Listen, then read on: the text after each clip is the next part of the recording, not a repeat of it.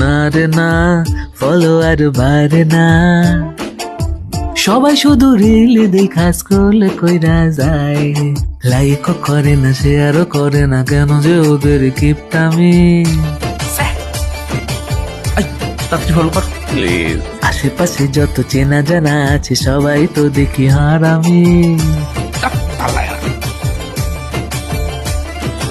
আমি তো ফ্রিতেই না যে হাল, প্লিজ ফলোটা একটু কইরা যান, কে সামলায় আমার এই অবস্থায়।